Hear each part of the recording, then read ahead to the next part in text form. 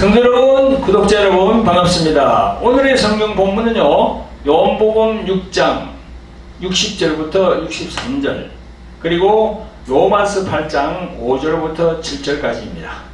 말씀 증거 제목은요, 오늘 본문 말씀 속에 있는 그대로 이 말씀은 어렵도다 누가 들을 수 있느냐 이렇게 정했습니다. 이 시간도 보혜사로 오신 성령께서 저희 입술에 기름 부어 주셔서 온전한 영의 말씀만 전할 수 있도록 인도해 주실 것을 믿으면서 하나님의 말씀을 전가하도록 하겠습니다. 자, 여러분, 오늘 본문 말씀을 함께 봉독해 보겠습니다. 자, 요한복음 6장 60절부터 자, 시작. 제자 중 여럿이 듣고 말하되 이 말씀은 어렵도다 누가 들을 수 있느냐 한데, 예수께서 스스로 제자들이 이 말씀에 대하여 수군거린 줄 아시고 가라사대 이 말이 너희에게 걸림이 되느냐? 그러면 너희가 인자의 이전던 곳으로 올라가는 것을 볼 것 같으면 어찌하려느냐? 살리는 것은 영이니 육은 무익하니라. 내가 너희에게 이런 말이 영이요 생명이라. 아멘. 자, 그 잊어보시고 로마서 8장으로 넘어갑니다. 시작. 육신을 쫓는 자는 육신의 일을, 영을 쫓는 자는 영의 일을 생각하나니 육신의 생각은 사망이요 영의 생각은 생명과 평안이니라. 아멘. 할렐루야. 사랑하는 성도 여러분, 구독자 여러분, 오늘 말씀 증거 제목이 이 말씀은 어렵도다 누가 들을 수 있느냐 이렇게 정했는데요, 오늘 본문 안에 있는 제자들이 한 말을 그대로 말씀 증거 제목으로 삼았습니다. 이 말씀은 참 어렵다. 누가 들을 수 있느냐? 누가 이해할 수 있느냐? 예수님의 말씀에 그 제자들이 그렇게 얘기하는 거예요, 지금. 오늘 본문 요한복음 6장에 나옵니다. 예수께서 어떤 말씀을 하셨길래 제자들이 이 말씀은 어렵다 누가 들을 수 있느냐 도저히 이해가 되지 않는다는 것입니다. 여러분, 우리가 알기로는 예수님의 제자는요 12제자로 알고 있는데, 여러분, 여기에 나오는 제자는 처음에는 수많은 사람들이 예수님을 따랐습니다. 스스로가 예수님의 제자됨을 자랑스러워했습니다. 그래서 많은 사람이 따랐어요. 이처럼 많은 제자들이 따랐는데 요한복음 6장에서 예수님이 하시는 말씀은 도저히 이해할 수 없는 말씀만 하시니까 많은 제자들이 수군거리고 술렁거렸습니다. 예수님이 좀 이상하다. 그 도저히 이해할 수 없는 말을 하니까 좀 이상한 사람이다. 그렇게 하면서 많은 제자들이 떠났습니다. 그래서 오늘 본문 66절에 가보면 이러므로 제자 중에 많이 물러가고 다시 그와 함께 다니지 아니하더라 라고 나와 있습니다. 이어서 67절에 보면 예수께서 이렇게 말씀합니다. 예수께서 12제자에게 이르시되 너희도 가려느냐? 그래서 68절에 보니까 시몬 베드로가 대답하되 주여 영생의 말씀이 계심에 우리가 유괴로 가오리까 그렇게 했어요. 그리고 69절에 보니까 하나님의 거룩한 자신 줄 믿고 알았사옵나이다. 여러분, 그 수많은 제자들과 달리 이 베드로를 비롯한 12제자는요 예수님의 하나님의 거룩한 자이신 걸 알고 예수님을 다 따라갔어요. 12제자. 그 외 다른 제자들은 다 따라갔어요. 도저히 뭐 이해를 할 수 없는 그런 말씀만 하니까 혹시나 저분이 잘못된 게 아닌가 그렇게 생각하고 다 따라간 거예요. 여러분, 그러면 예수께서 12제자 말고 그곳에 있었던 다른 제자들은 왜 예수님의 말씀이 어렵다고 하고 다 떠나갔을까요? 그 부분을 알기 위해서는요 이 공관복음이라는 마태복음, 마가복음, 누가복음 말고 네 번째 복음이라고 하는 사복음서 요한복음에 대해서 잘 알아야 돼요. 또한 요한복음 중에서도 요한복음 6장, 그 6장이죠. 그거는 생명의 떡장이거든요. 오늘 본문이 뭡니까? 본문이 몇 장이죠? 요한복음 6장입니다. 이 요한복음 6장은 생명의 떡에 대해서 얘기하거든요.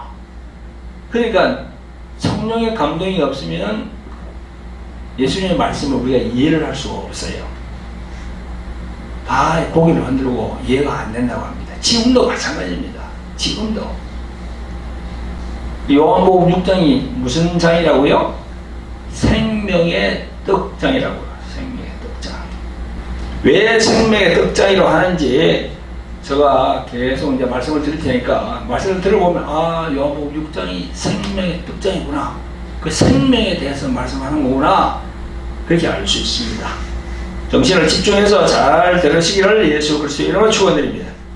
아멘. 사랑하는 성도 여러분, 오늘도 유튜브상으로 말씀을 정치하시는 구독자 여러분, 우리가 사용하는 이 성경은요 총 66권으로 되어 있는데 구약이 39권이고 신약이 27권입니다.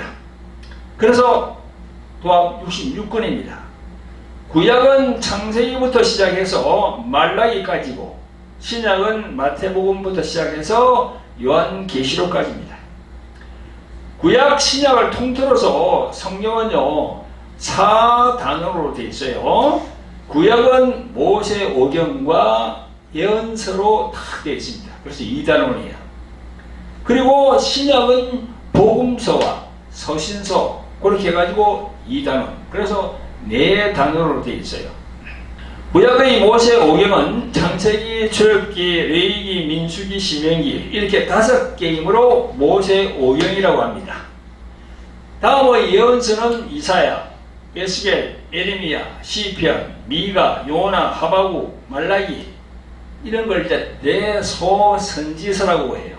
많은 선지자들이 하나님으로부터 받은 예언의 말씀을 기록을 해놨다 해서 선지서라고 얘기합니다. 그래서 성경은 총 4단원으로 되어 있어요. 구약 성경을 읽어보면 제일 중심이 되는 사람이 누굽니까? 다른 사람들은 뭐 다윗이 그렇고 뭐 얘기를 하는데 저는 모세입니다. 제일 중심이 되는 사람은 딱 모세예요. 모세는요 성경에서 보면요 지금으로부터 3500년 전에 호렙산 또는 시내산이라고 합니다. 그 호렙산이라고 하는 산에서 여호와 하나님으로부터 율법을 받은 사람입니다.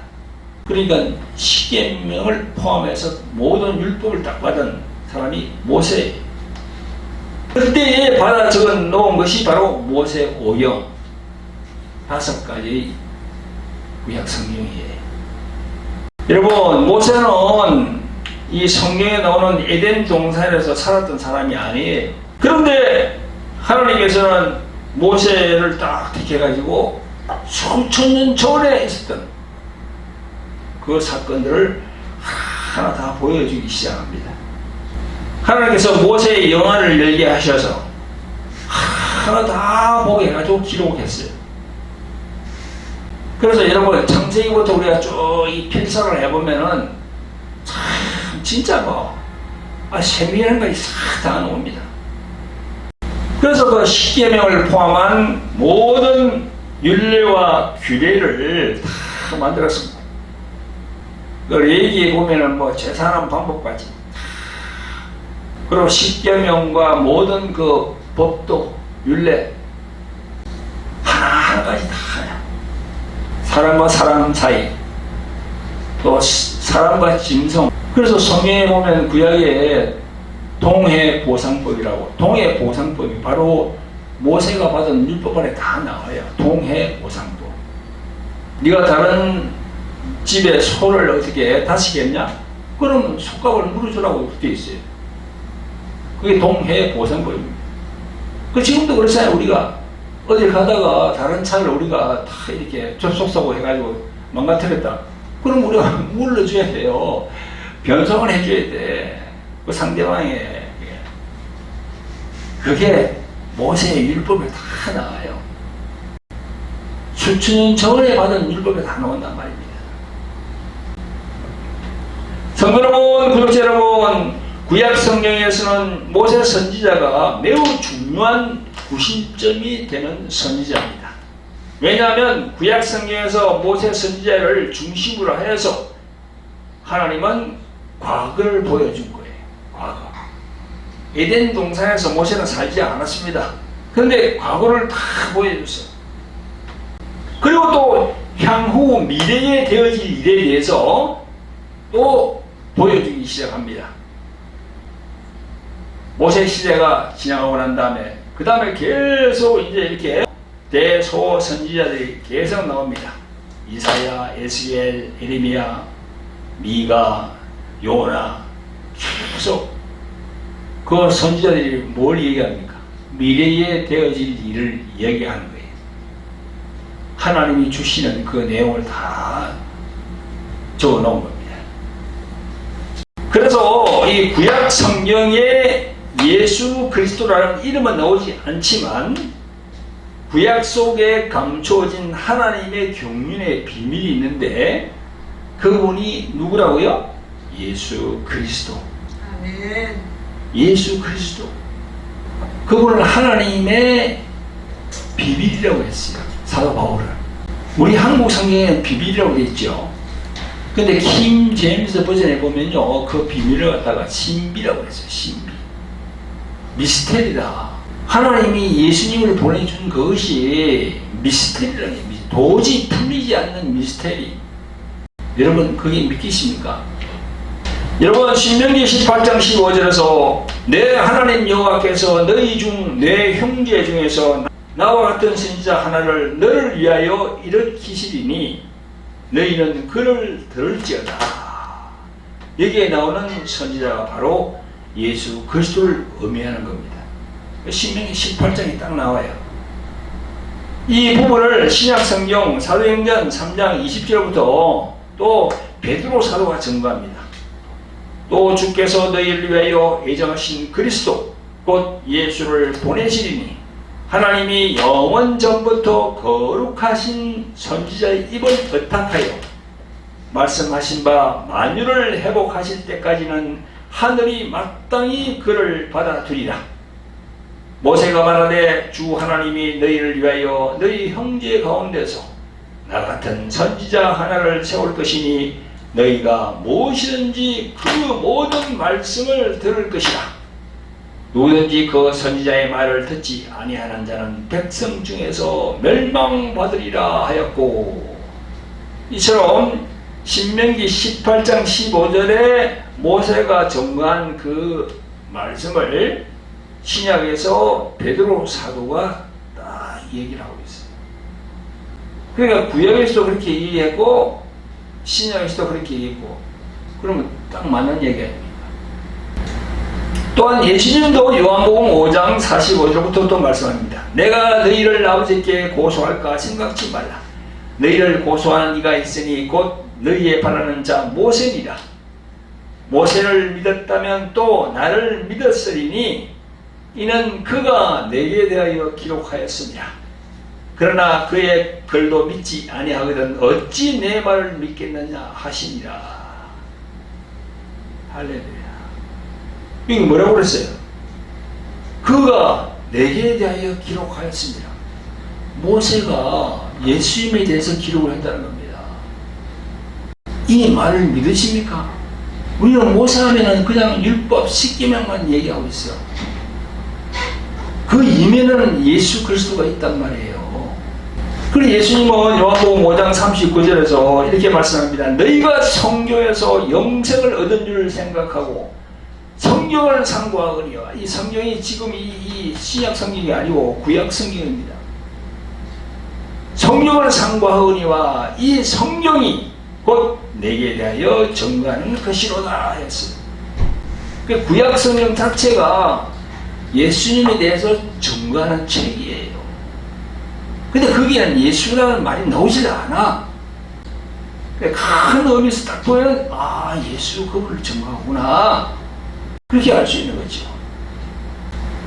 그래서 예수님께서 부활하신 후에 12제자에게 나타나시고 하신 말씀이 누가복음 24장 44절부터 나옵니다. 또 이르시되 내가 너희와 함께 있을 때에 너희에게 말한 바 곧 모세의 율법과 선지자의 글과 시편에 나를 가리켜 기록한 모든 것이 이루어져야 하리라 한 말이 이것이라 하시고 이에 저의 마음을 열어 성경을 깨닫게 하시고 이랬습니다. 예수님이 입으로 그렇게 얘기하셨다니까요. 여기에 모세의 율법과 선지자의 글과 시편에 나를 가리켜 기록한 모든 것 이랬어요. 그러니까 구약 전체 내용이 예수 그리스도 그분에 대해서 증거하고 있다. 할렐루야. 여러분 확실히 그렇게 깨닫으시기를 예수 그리스도 여러분을 축원드립니다. 엉뚱한 곳으로 가면 안 돼요. 구약 성경을 읽을 때도 항상 포커스를 예수 그리스도 그분에게 다 포커스를 맞춰서 읽으셔야 돼요. 성도 여러분, 신약 성경 마태복음 17장을 보면요, 변화산상의 예수님 모습을 볼 수 있습니다. 1절에 보면 엿새 후에 예수께서 베드로와 야고보와 그 형제 요한을 데리시고 따로 높은 산에 올라가셨더니 저희 앞에서 변형되사 그 얼굴이 해같이 빛나며 옷이 빛과 같이 휘어졌더라. 때에 모세와 엘리야가 예수로 더불어 말씀하는 것이 저희에게 보이거늘. 4절에 보면 베드로가 초막셋을 짓겠다고 하니까 하나님 아버지께서 5절에 뭐라고 하셨나요? 베드로가 초막 3개를 짓겠다 했어요. 예수님을 위해서 짓고 모세를 위해서 짓고 엘리야를 위해서 짓고. 그러니까 하나님 아버지께서 뭐라고 했죠? 여기 5절에 딱 나옵니다. 그렇게 말할 때 홀련히 빛난 구름이 저희를 덮으며 구름 속에서 소리가 나서 가로되 이는 내 사랑하는 아들이요 내 기뻐하는 자니 너희는 저의 말을 들으라 하는지라 그랬어요. 율법 시키면 하면 대표가 누굽니까? 모세입니다. 선지자 하면 누가 또 대표입니까? 엘리야입니다. 그 다음에 또 예수님이 딱 나오는 거예요. 그러니까 모세도 아니고 엘리야도 아니고 예수님 말을 들어라. 성도 여러분, 구독자 여러분, 예수님이 바로 성경의 중심이 되십니다.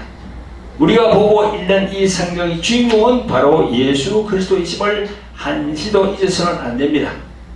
사람으로 오신 예수 그리스도, 성자 예수 그리스도를 통하여서 성부 하나님을 알게 되고 또 예수 그리스도를 통하여서 성령 하나님을 알게 되어서 성숙하고 장성한 신앙인들로 거듭나시기를 예수 그리스도 이름으로 축원드립니다. 아멘. 성도 여러분, 구독자 여러분, 제가 말씀을 전할 때마다 신약에서의 복음서에 대해 말씀드린 바가 있는데요. 마태복음, 마가복음, 누가복음은 하나님의 아들 예수님에 대해 표현을 다르게 한 면이 있으나 공동적인 면에서 같다고 해서 공간복음이라 했습니다. 하지만 제4복음서인 요한복음만은 육신을 입고 오신 하나님 자신이라고 증거하는 책이 요한복음입니다. 사도 요한은 역사적인 예수 그리스도에 대하여 증거하기를 하나님의 말씀, 즉 로고스라고 증거하면서 영원전에 하나님과 함께 하신 독생자라고 증거하고 있습니다.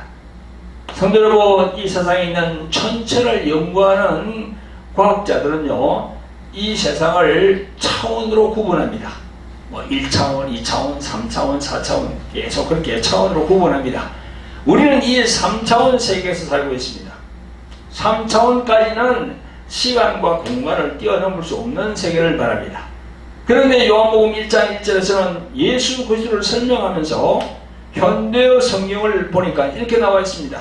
우주가 존재하기 전에 말씀되시는 그리스도가 계셨고 그 그리스도는 하나님과 함께 계셨으며 바로 그분이 하나님이셨다, 이렇게 증거하고 있습니다. 그러면서 요한복음 1장 18절에 보면 본래 하나님을 본 사람이 없으되 아버지 품속에 있는 독생하신 하나님이 나타내셨느니라고 증거하고 있습니다. 여러분, 이 말씀을 차원으로 이렇게 이야기한다 그러면 4차원 이상의 세계입니다. 3차원 그런 사고방식으로는 도저히 이 말씀을 이해할 수가 없어요. 아니, 우주가 존재하기 전에 해와 달, 별들이 존재하기 전에 예수님이 하나님 품속에 계셨다고 그러니까 그 시간, 공간을 따져보세요.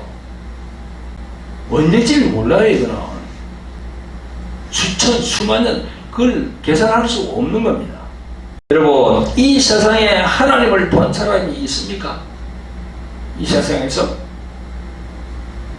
모세도 구약성경을 보면요, 모세도 하나님께 그랬어요. 하나님의 얼굴을 보기 원한다고 그랬습니다. 그 하나님께서 뭐라고 하셨을까요? 넌 얼굴을 보면, 내 얼굴을 보면 넌 죽는다 그랬습니다. 내 등만 바라죠. 등.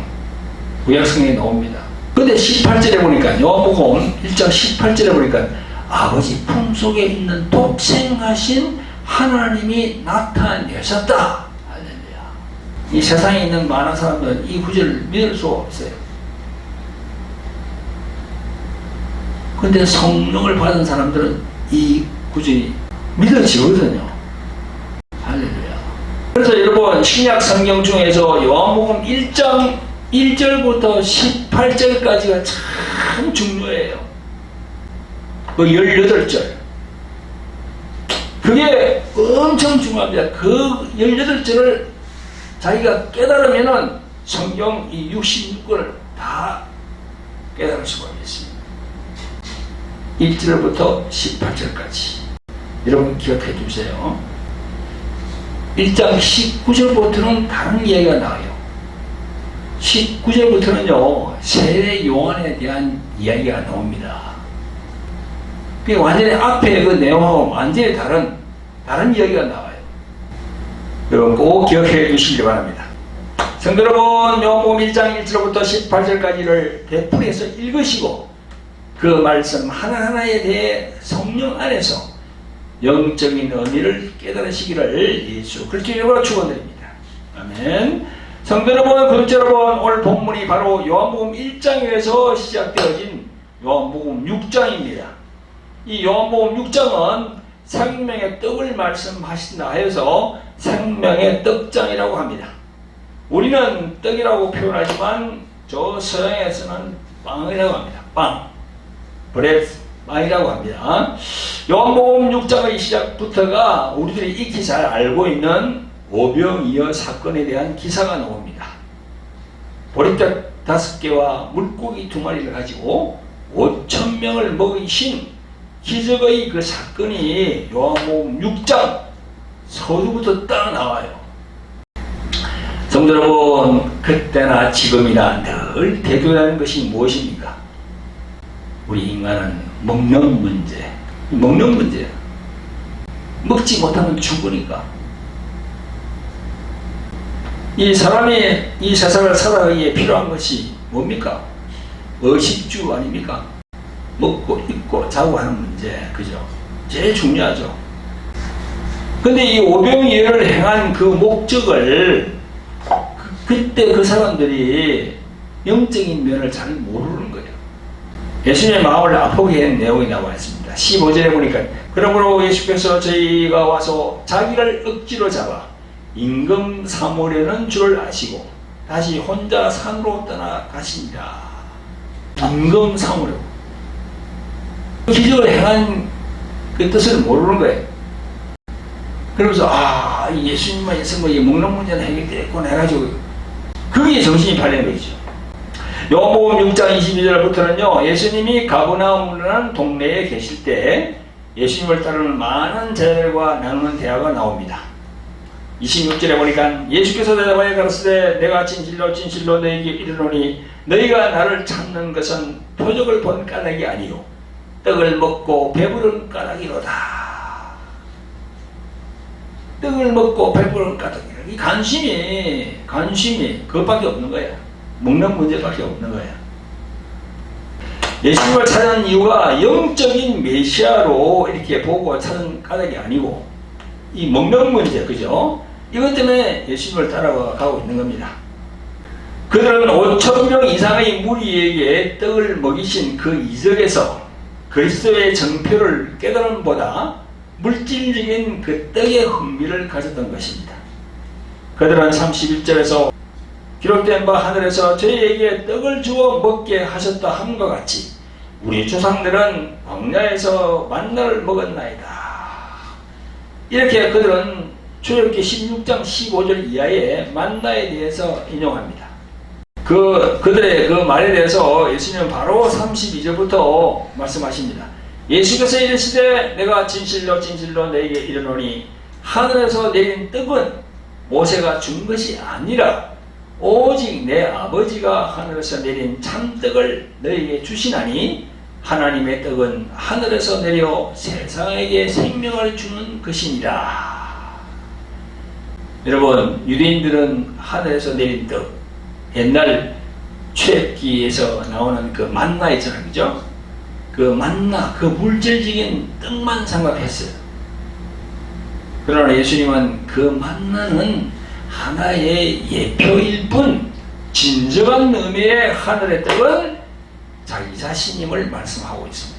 할렐루야. 20년 전에도 만나보다 더 위대하신 참떡이신 예수님을 소유할 수 있었는데도 영의 눈이 감겨있기 때문에 그걸 볼 수 없는 거예요. 자, 33절에서 예수님은 계속 말씀합니다. 하나님의 떡은 하늘에서 내려 세상에게 생명을 주는 것이니라 라고 말씀하셔도 그 영적인 의미를 모르고 34절 저희는 이렇게 말합니다. 저희가 가로되 주여 이 떡을 항상 우리에게 주소서. 항상 우리에게 주소서. 먹는 문제. 예수님이 말씀하시는 떡이 예수님 자신임을 모르고 물질적으로 배를 채울 수 있는 그 떡을 항상 생각하고 있습니다. 지금도 마찬가지입니다. 계속 읽어보겠습니다. 예수님이 자신이 하늘에서 내려온 떡이라고 말씀하시니까 41절부터 이런 기사가 나옵니다. 자기가 하늘에서 내려온 떡이라 하심으로 유대인들이 예수께 대하여 수군거려 가로되 이는 요셉의 아들 예수가 아니냐? 그 부모를 우리가 아는데 제가 지금 어찌하여 하늘로서 내려왔다 하느냐? 그런 이야기를 하고 있잖아요. 성경에 나오잖아요. 요셉의 아들 예수가 하는데 어디 잘못됐다 이거지. 이상한 얘기를 한다는 거예요 지금. 성경의 기사는 정말 현실감이 나는 그런 기사입니다. 예수님은 말씀합니다. 48절 내가 곧 생명의 떡이로라 너희 조상들은 광야에서 만나를 먹었어 죽었거니와 이는 하늘로서 내려오는 떡이니 사람으로 하여금 먹고 죽지 아니하게 하는 것이니라. 51절에 나는 하늘로서 내려오는 산떡이니 사람이 이 떡을 먹으면 영생하리라. 나의 줄 떡은 곧 세상의 생명을 위한 살이로라 하시니라. 급기야 예수님은 자신의 살을 말씀합니다. 살. 그러니까 52절에 이러므로 유대인들이 서로 다투어 가로되 이 사람이 어찌 능히 제 살을 우리에게 주어 먹게 하겠느냐. 그렇게도 유대인들이 그렇게 얘기합니다.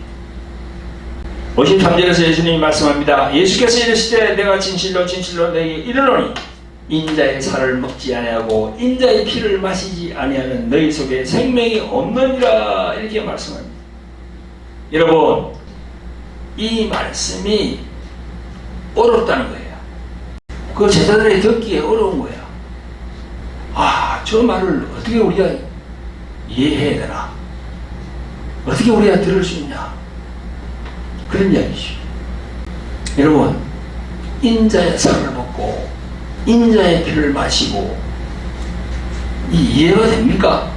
지금도 아마 이해 못하는 분들 많을걸요. 지금 교회에 나오지만 인자의 살을 먹고 인자의 피를 마신다. 성도 여러분, 예수님의 살을 먹고 예수님의 피를 마시는 예표로서 우리들이 성찬을 떼고 있는 것도 여기에서 유래가 되는 것입니다. 근데 성찬 때잖아요, 그죠? 한 번씩 포도주와 떡을 이렇게 되는 거. 죄인들인 우리 인간들과 하나님 사이에 화목 제물로 예수님이 오셨어요. 그래서 십자가에 올라가서 살을 찢기고 피를 흘리시는 그걸 지금 말씀하는 거예요. 그죠?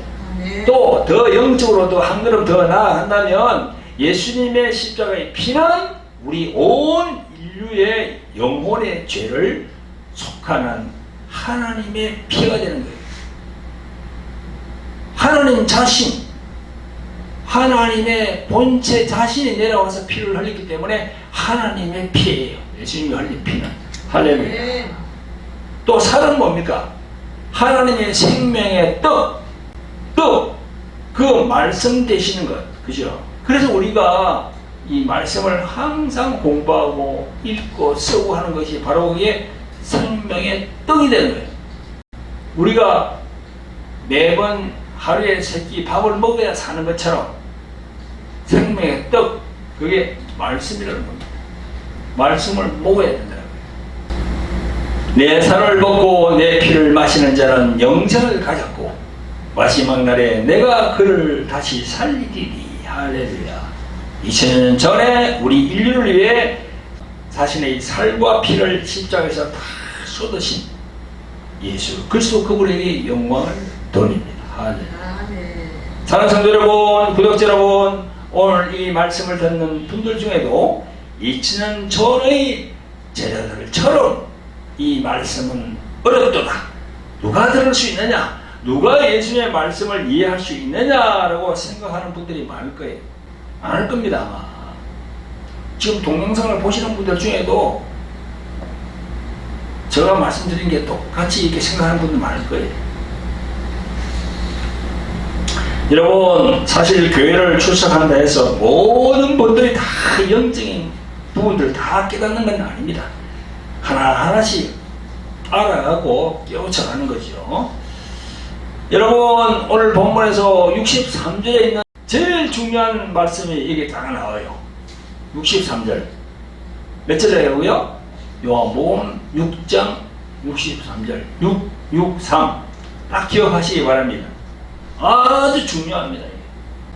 한번 읽어볼까요? 시작. 살리는 것은 영이니 육은 무익하니라. 내가 너희에게 이런 말이 영이요 생명이라. 이 말씀이 아주 중요해요. 너무너무 중요합니다. 이게. 살리는 것은 영이 육은 무익합니다. 이 말씀에서 영이 나오고 육이 나옵니다. 육은 우리 혼과 동일한 부분이에요. 육. 우리 인간이 영혼과 육체로 딱 되어 있잖아요. 그죠? 우리 보이는 육체 안에 영혼이 들어가 있잖아요. 그래서 영혼과 육체라고 하는 거예요. 그런데 이 영혼을 또 나눌 수 있어요. 영을 나누고 혼을 나누고 이렇게. 영은 영어로 뭐라 합니까? 스피릿이라고 그래요. 혼은 뭐라고 그러죠? 소울이라고 그래요. 그래서 분명히 나누어집니다, 이게. 그래서 각각 하는 일이 달라요. 스피릿이 하는 일, 혼이 하는 일, 소울이 하는 일이 달라요. 제가 우리 돌랑아리 영성학교에 오신 분들에게 설명을 잘 했거든요. 여기 졸업하는 분은 다 알아, 그냥, 거기에 대해서. 내가 그냥 계속 매번마다 설명하니까. 자, 여러분, 우리 인간은요, 창세기 2장 7절에 이렇게 나와 있습니다. 여호와 하나님이 흙으로 사람을 지으시고 생기를 그 코에 불어넣으시니 사람이 생명이 된지라. 옛날에 우리 성경에는 생명이 된지라 되는데, 요걸 갖다가 영이라고 하는데 그건 잘못된 번역이고요. 사람이 살아있는 혼이 된지라. 이게 정확한 해석입니다. 영어 성경도 그렇게 되어 있어요. living soul이라고 딱 되어 있어요. living soul. 살아있는 혼이라고. 그래서 여기 보니까 영혼이 다 나와요. 그 생기, 그게 바로 영이라는 겁니다. 또 혼이 있고, 육체가 있고. 그래서 우리 인간은 영혼과 육체로 되어 있는 존재인데요. 엄격히 따져보면 영혼은 기능상으로 보면 영의 기능과 혼의 기능이 나눠져 있습니다. 조금 전에 창세기 2장 7절의 생기를 그 코에 불어넣으시니 할 때의 생기가 영이고, 제일 마지막에 나오는 생명이 바로 우리들 살아있는 혼이라고 할 수 있습니다. 그런데 창세기 2장 7절의 생기가 우리 인간들에게 다 있는데 창세기 3장으로 넘어오면서 아담과 하와의 타락으로 인해서 딱 죄가 들어오게 되는 거예요. 그래서 그때부터 이제는 하나님과의 교통이 끊어진 상태로 인간이 태어나게 되는 겁니다. 이전까지는 괜찮았는데 3령으로 넘어오면서 딱 그냥 그렇게 아담과 하와가 범죄함으로 인해서 그때 어디 된다고요? 영이 하나님과 단절이 딱 되어버려요. 영이. 그래서 로마서 5장 12절에 이러므로 한 사람으로 말미암아 죄가 세상에 들어오고 죄로 말미암아 사망이 왔나니 이와 같이 모든 사람이 죄를 지었으므로 사망이 모든 사람에게 이르렀느니라. 이렇게 사도 바울이 전가하고 있습니다. 지금도 많은 아기가 태어나고 있습니다. 근데 그 아기들의 유전자, 그 DNA 속에 원죄가 있기 때문에 몰라요. 하나님에 대해서 모릅니다. 그래서 전도가 필요하고 선교가 필요한 겁니다. 알려줘야 되니까. 태어날 때부터 할렐루야 하면서 하나님 감사합니다. 저를 이 세상에 태어나게 해주신 하나님 감사합니다. 아이가 그렇게 얘기한다면 얼마나 좋겠어요. 그렇게 될 수가 없어요. 될 수가 없습니다. 그 안에 원죄가 딱 들어있는 겁니다. 성경이 그렇게 증거하고 있습니다. 그래서 예수님은 살리는 것은 영이니 육은 무익하니라. 영을 살려야 한다는 겁니다. 예수님의 말씀은 영을 살려야 한다. 너희들은 전도하거라, 너희들은 선교하거라 하는 건 영을 살리라는 겁니다. 그래서 우리가 구령 사역을 하잖아. 구령, 영을 구원한다는 거야. 살리는 것은 영이라, 살리는 것은 영이니 육은 무익하니라 이렇게 말씀했기 때문에 영혼을 살려야 되구나. 할렐루야. 그런 생각을 하는 거죠, 우리가. 그래서 사도 바울은요, 이렇게 지적합니다. 육신을 쫓는 자는 육신의 일을, 영을 쫓는 자는 영의 일을 생각한다고 했습니다. 그렇잖아요. 영이 죽어있기 때문에 몰라요, 하나님을. 그러니까 자기 육신의 그런 생각대로 살아가는 거야. 세상에 많은 사람들이 참 안타깝죠. 저도 30년 전까지는 그렇게 살았어요. 몰랐으니까. 창조주 하나님께서 분명히 창세기 2장 10절에서 영과 혼이 있는 인간을 창조하셨는데 범죄함으로써 인간 모두는 영으로 살지 않고 혼으로 산다는 것이죠. 그 혼으로 산다는 것은 바로 세상적으로 산다는 거예요. 하나님 없이 산다는 겁니다. 그래서 우리가 전도해야 되고 선교해야 되는 거죠. 성도 여러분, 혼적으로 살아가는 사람들을 우리는 뭐라고 합니까? 그걸 정신적으로 강한 사람, 혼이 강한 사람이라고 합니다. 여러분, 우리 인간은 정신적 존재가 아니라 영적인 존재라고 여러분 알고 계셔야 됩니다. 우리 인간은요, 정신적 존재가 아니야. 그런 사회에서 얘기하는 거고, 성경은 영적인 존재다. 영적인 존재. 그건 하나님과 함께 해야 하는 존재다. 그걸 아셔야 됩니다. 성경에서 말씀하는 영적인 사람, 즉 영의 사람은 예수님의 생명과 평안이기 때문에 이 영에 관심이 많습니다. 할렐루야. 영적인 사람은요, 영에 대한 관심이 많아요. 그래서 이 말씀을 가까이 하려고 합니다.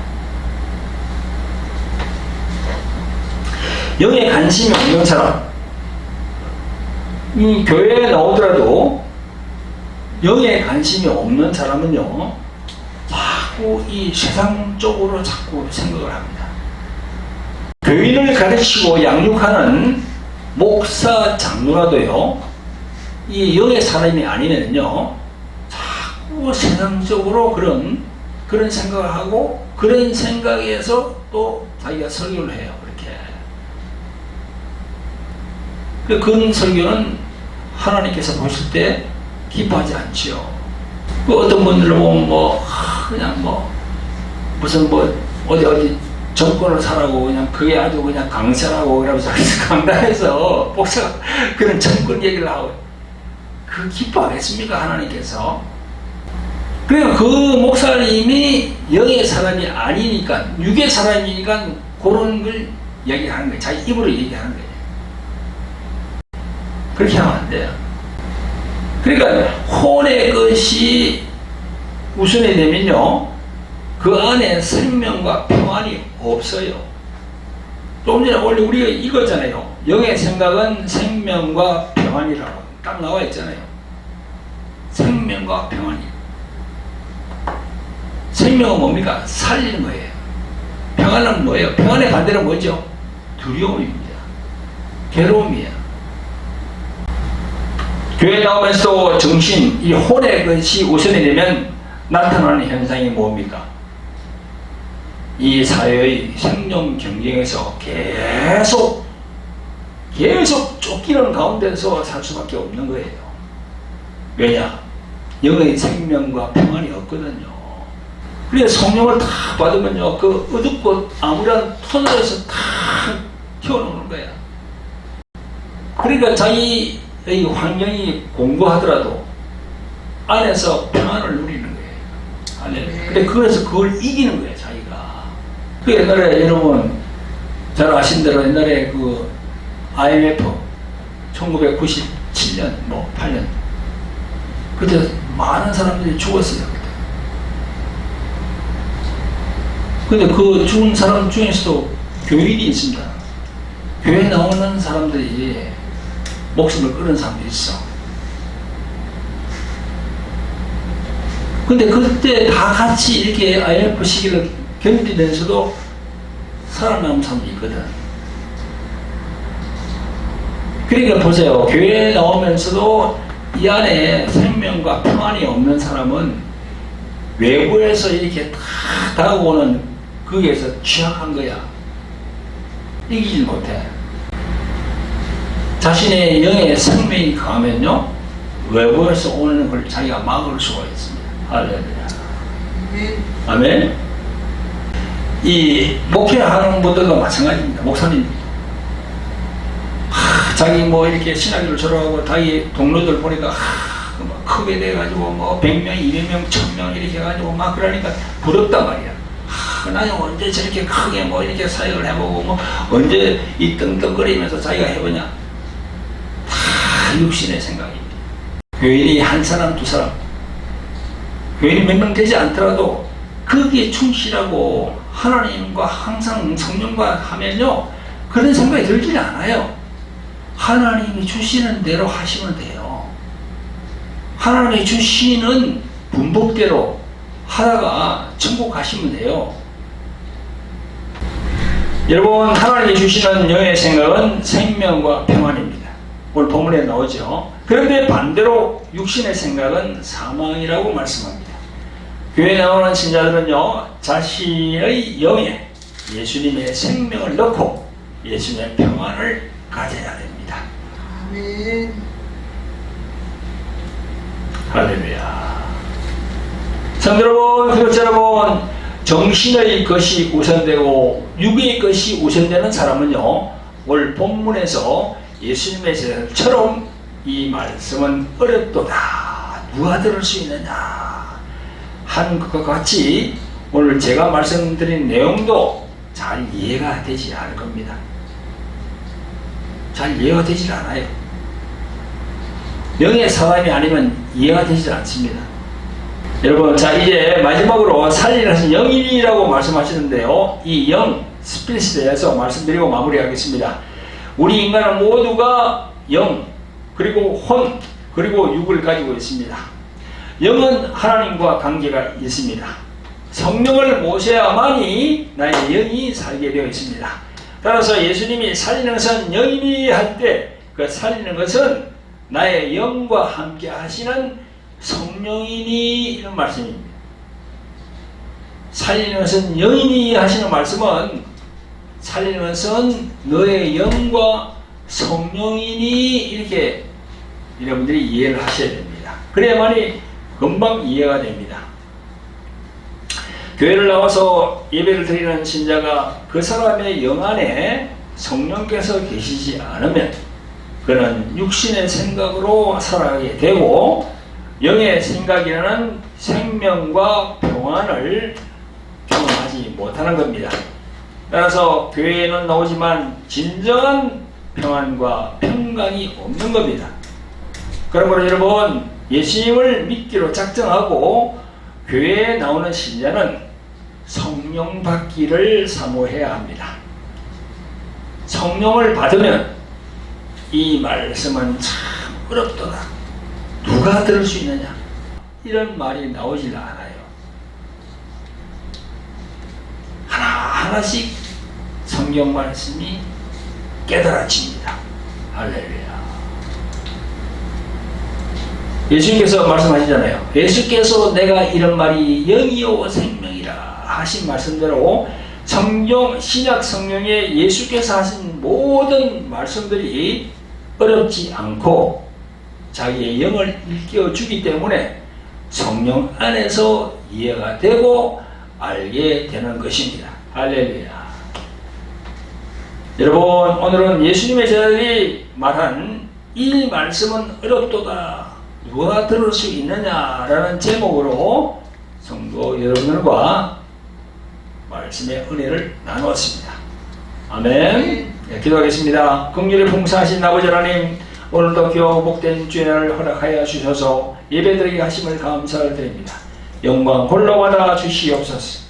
오늘은 예수님이 말씀하신 요한복음 6장의 생명의 떡장을 가지고 성도님들과 함께 진리의 말씀으로 은혜를 나누었습니다. 2000년 전 예수님을 따르던 많은 제자들이 이 말씀은 어렵도다. 누가 들을 수 있느냐라는 성경 말씀에 나오는 대로 제목을 잡아서 성도님과 은혜를 나누었습니다. 우리 모두가 성령을 받으면 하나님의 말씀은 어려운 말씀이 아님을 알고 우리 모두가 성령 그분을 우리의 영에 받아서 우리 영 안에 생명과 평안으로 충만할 수 있는 우리가 될 수 있도록 성령으로 역사하여 주시옵소서. 우리를 주께서 원하신 예수 그리스도 이름으로 감사하며 기도합니다. 아멘.